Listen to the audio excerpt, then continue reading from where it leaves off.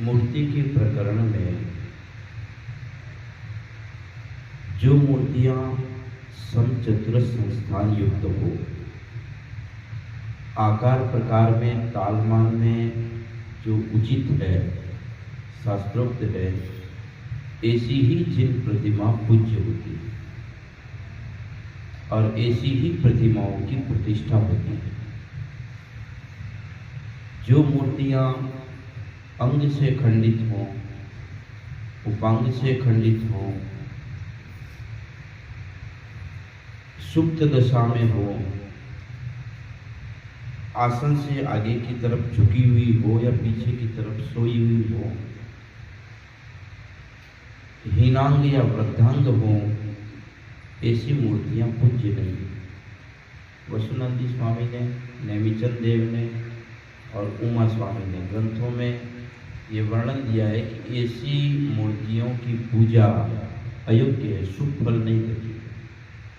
भले ही पूजा के परिणाम शुद्ध हों, लेकिन जिस द्रव्य की पूजा कर रहे हैं वो द्रव्य उचित नहीं, इसलिए ऐसी मूर्तियां पूज्य नहीं है और मंदिर में उनके स्थान भी अयोग्य है।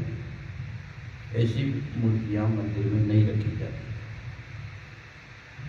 अपने यहाँ पिछले दिनों प्रकरण चल रहा था, उसी के अंतर्गत यदि मूर्तियों की, ऐसी मूर्तियों की पूजा भी अयोग्य है, उनको रखना भी अयोग्य है, तो जो श्रावक अंग उपांग से खंडित हों वो आहार के योग्य कैसे हो सकते हैं?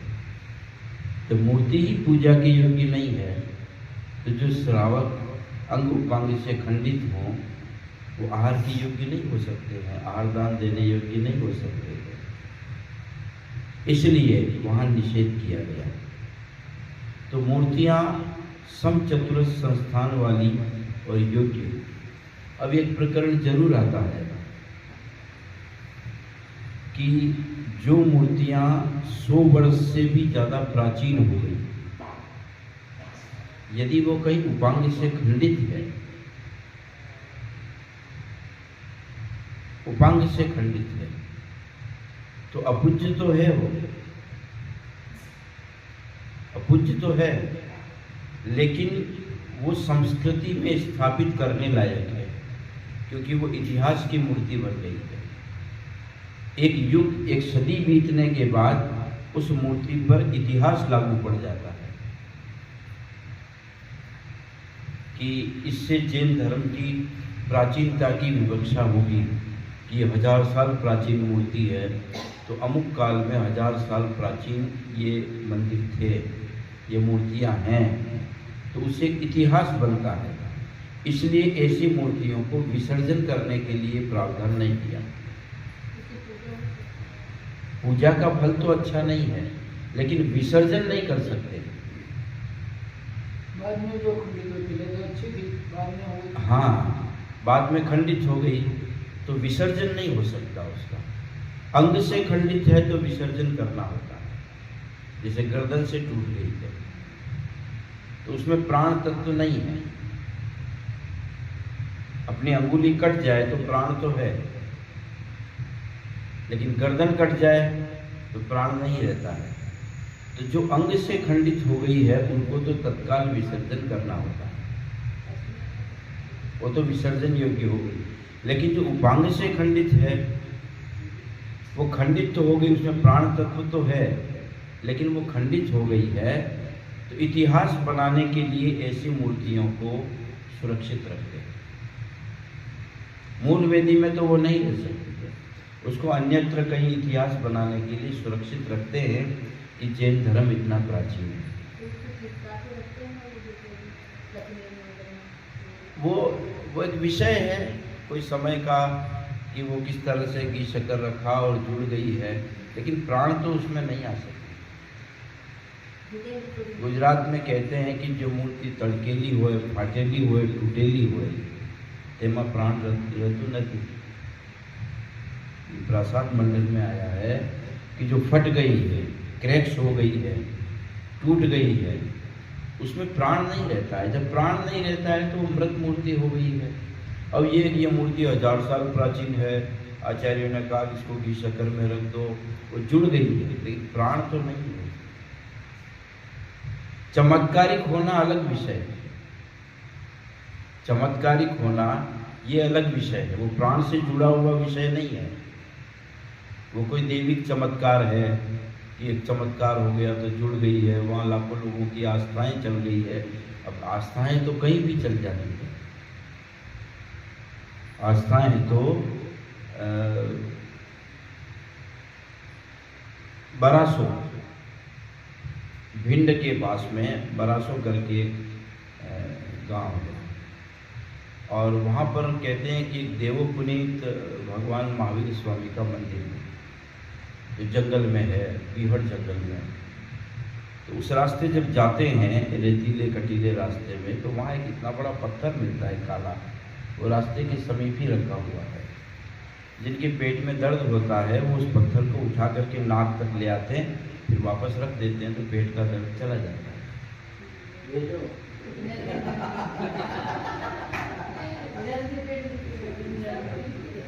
तो वो एक अतिशय है, वो क्या चीज है ये लोक ज्ञान से भी परे है। तो हजारों लोग जिनको इस तरह की तकलीफ होती है तो वहाँ जाते हैं और उस पत्थर को उठाते हैं और वापस वहीं रख देते। उसकी कोई सुरक्षा नहीं है, वहाँ ऐसे पड़ा हुआ है, रेत के टीले के पास में पड़ा हुआ है। अब उस सामान्य पत्थर में भी अतिशय हो गया। अब ये विषय अपने ज्ञान से परे है कि किस मूर्ति में किस तरह का कैसा अतिशय होता है, हो गया, कैसे कैसे है, क्या भी है। अपना महावीर स्वामी जी का मंदिर है, भगवान महावीर स्वामी जी, चांदनपुर महावीर स्वामी जी का, वहाँ भी वही मूर्तियों में, उसी मूर्ति में भी इस तरह के विसंवाद हैं, ग्रेट्स के या जो भी है। लेकिन युगों से आस्थाएं ऐसी हो गई कि करोड़ों लोग वहाँ जाते हैं और अपना अपना लाभ लेते हैं, ये अलग विषय हो गया। शास्त्र तो शास्त्र की बात करता है, वो उससे हट करके बात करता है, वो सिद्धांत की बात करता है कि जो मूर्ति क्रैक्स हो गई है उसमें प्राण नहीं है, प्राण विहीन है, तो प्राण विहीन प्रतिमा की पूजा नहीं है। तो ये आ गए मूर्ति के प्रकार। और इसके अलावा जो मूर्तियां बेडोल हैं, उनकी भी पूजा नहीं हो सकती। कि कोई मूर्ति ऐसे है बिल्कुल ठीक है, लेकिन वो वेदी पर ऐसे पीछे की तरफ झुकी हुई है, उसकी पूजा का फल भी गलत है। आगे की तरफ झुकी हुई है, उसकी पूजा का फल भी अलग है। अपने यहाँ ब्रह्मा को पिता कहा है, पैदा करता है, सृष्टि को पैदा करने वाला है तो ब्रह्मा है, ऐसा कहा जाता है वेदों में। सृष्टि का पालन करने वाला विष्णु है और सृष्टि का संहार करने वाला शिव है। ये तीन चीज हो गई। इसलिए जहां शिव की मूर्ति बैठती है या शिवलिंग बिठाते हैं, तो शिवलिंग बिठाते हैं गर्भगृह के बीच में, गर्भगृह के ठीक बीच में शिवलिंग बिठाते हैं। उसको मूल रेखा पर नहीं बिठाते, क्योंकि उसमें संहारक गुण चाहिए। वो संहारक गुण कैसे आएगा? तो उसको तिल प्रमाण ईशान की तरफ खींच करके बिठाते हैं। तिल प्रमाण मध्य रेखा से तिल प्रमाण ईशान की तरफ खींच करके बिठाते हैं, तो मूल रेखा से च्युत हो गया, वो गिर गया। तो उस पिंड में संहार करने की शक्ति आ गई। जिनदेव संहारक नहीं है, इसलिए उसको बिल्कुल ठीक मध्य रेखा पर ही रखते हैं। कई जगह मंदिरों में मूर्तियां स्थापन करने के बाद समाज में सुख समृद्धि नहीं आती है। देवालय स्थापन करने के बाद सुख समृद्धि नहीं आई, ये कैसे हो सकता है? तो ये है कि मूर्ति को वेदी में जब स्थापित किया तो उसको तिल प्रमाण, सूत प्रमाण वो आगे पीछे हो गए। उसका ध्यान और विवेक शिल्पी ने भी नहीं रखा और प्रतिष्ठाचार्य पंडित जी ने भी नहीं रखा, और वो तिल प्रमाण आगे पीछे हो गई। तो तो रेखा से च्युत होने के कारण उस मूर्ति का फल अयोग्य हो गया समाज के लिए। अब करोड़ों लोगों को उसमें दिखा दो तो वो मूर्ति को तो देख लेंगे कि मूर्ति अच्छी है, मूर्ति स्वस्थ है, मूर्ति इस तरह की है, सब बढ़िया है, लेकिन वो तिल प्रमाण आगे पीछे हो गई स्थान बैठने में, तो उसमें शिव का गुण आ गया, संहारक गुण, तो समाज में समृद्धि नहीं आ सकती।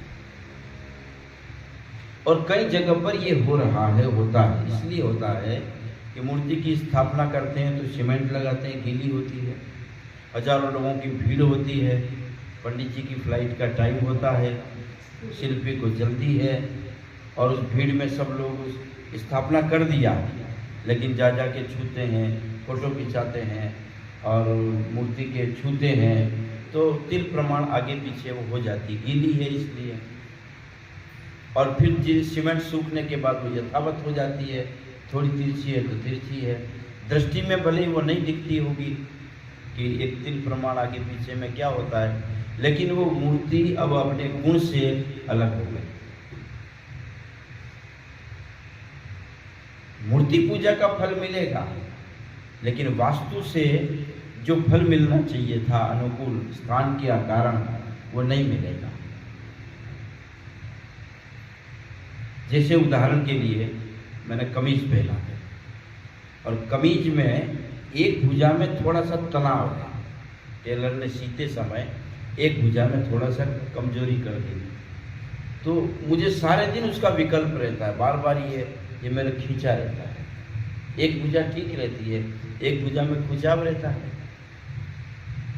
जूता पहनते हैं, यदि हल्का सा कोई एक जूता सूत प्रमाण थोड़ा मजबूत है, टाइट है, तो मुझे चलने में दिक्कत होगी, तो मुझे हर जगह अशांति होगी, क्योंकि दोनों की अनुकूलता नहीं है। ऐसा का ऐसा वेदियों में जो मूर्ति स्थापित होती है वो बिल्कुल मध्य रेखा पर ही स्थापित होती है। तनिक सा ईशान की तरफ बढ़ जाती है तो संहारक गुण हो जाता उस मूर्ति में। मूर्ति भले जिनदेव की है, तो जिनदेव तो किसी का बुरा नहीं सोचता है, लेकिन वो मूर्ति है। साक्षात महावीर स्वामी बैठते थे यदि उस आसन पर तो कोई फर्क नहीं पड़ता था। साक्षात महावीर स्वामी समव शरण में थोड़ा तिरछा बैठ जाएं तो सृष्टि के संहारक या प्रदारक में कोई फर्क नहीं पड़ता है, उनके आशीर्वाद से सब ठीक है। लेकिन मूर्ति और साक्षात्कार में अंतर है। मूर्ति मंत्र बीज पिंड से प्रतिष्ठित है, इसलिए इसमें गुणात्मक भाव संस्कार के ज्यादा है। मूर्ति में दया भाव नहीं है, महावीर स्वामी में दया भाव है, लेकिन महावीर स्वामी की मूर्ति में दया भाव नहीं है, क्योंकि वो जीवित नहीं है, वो प्रतिष्ठित है, वो जीवित नहीं है, वो सोचती नहीं है, उसमें दया भाव नहीं है। इसलिए कहा है कि मूर्तियों को स्थापना करते समय उसकी योग्यता का ज्ञान करना, वो जहां है वैसा फल देगी।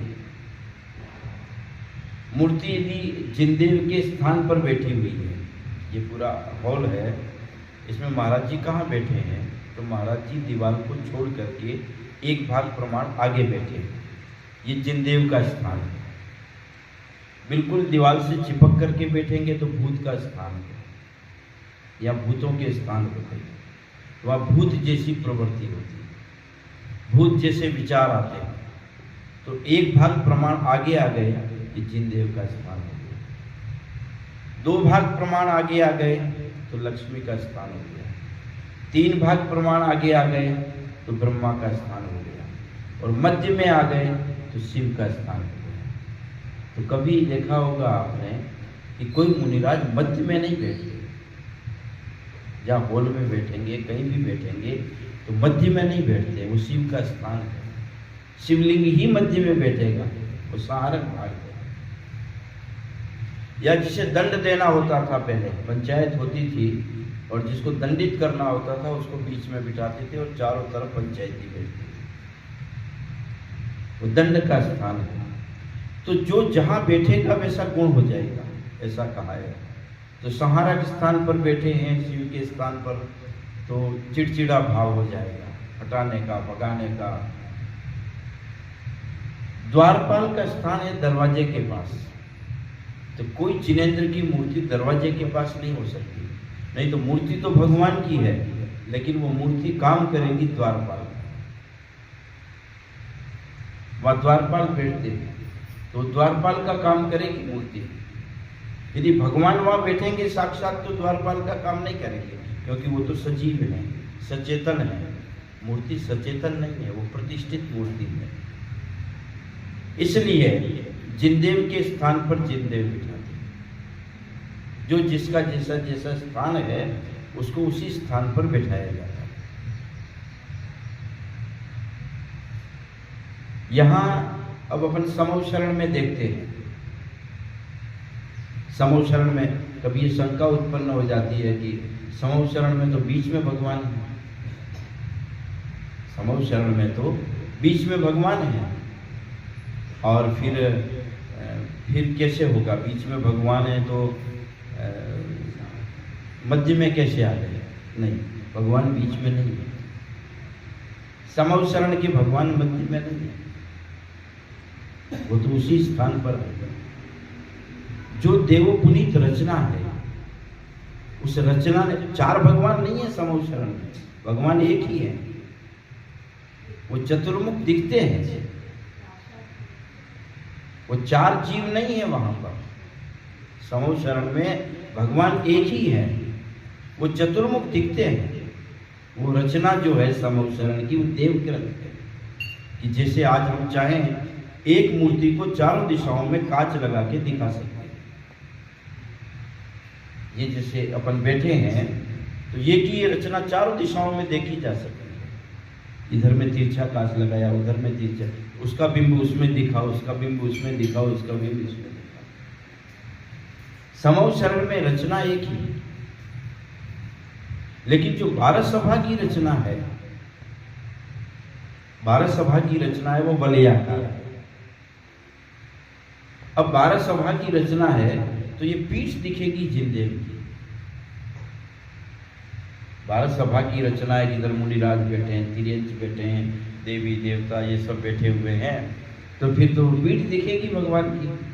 तो वो पीठ न दिखे, इस दृष्टि से कुबेर के द्वारा ऐसी रचना की जा रही कि वो भगवान चारों दिशाओं में दिखते हैं। भगवान एक ही है पर चारों दिशाओं में दिखते हैं। भगवान का मुख तो इधर ही है, पूर्व दिशागति है। हाँ, केवल ज्ञान का अतिशय है, केवल ज्ञान का अतिशय है, लेकिन देवता तो दिखाते हैं उसकी रचना को। ये रचना किसने की? समूह शरण की रचना तो कुबेर ने की है, तो वो रचना को ऐसी ही बनाता है। तो यहाँ पर जिनेंद्र मूर्ति के जो स्थान है, कई भगवान की मूर्तियों को अपन मंदिरों में देखते हैं कि वो बिल्कुल दीवार से सट करके भी जाती है। कई मूर्तियां ऐसी होती जो दीवार के अंदर चली जाती है। अपन श्रावक तो विवेक शून्य है, उसको क्या करना है? तो पहले तो दीवार के पास की मूर्ति है, फिर वो आर्किटेक्ट या कोई दूसरे कारीगर आते हैं तो समाज के दिन देखो सब मूर्ति नहीं हिलेगी, आप इसमें सारा काम करा दो, मार्बल का, ग्रेनाइट का सब लगा दो, लेकिन मूर्ति नहीं हिलेगी। तो ग्रेनाइट कैसे लगाएगा वो दीवालों के लगाएगा। अब वो दीवालों के लगाते लगाते मूर्ति के पास लगाया तो इतना तो दब जाएगा मूर्ति का भाग, तो बस वहां से लाके वो यहाँ लाके छोड़ देता है, अब वो मूर्ति अंदर चली गई। तो पहले तो भूत स्थान में थी, वो गलत थी, अब मूर्ति दीवार में सिमट गई, तो ये महान दोष हो गए। इन दोषों से समाज क्षतिग्रस्त होती है, समाज का उत्थान और विकास नहीं होता। इसलिए उस समय सावधानी रखना पड़ता है। अब समस्या बहुत आती है।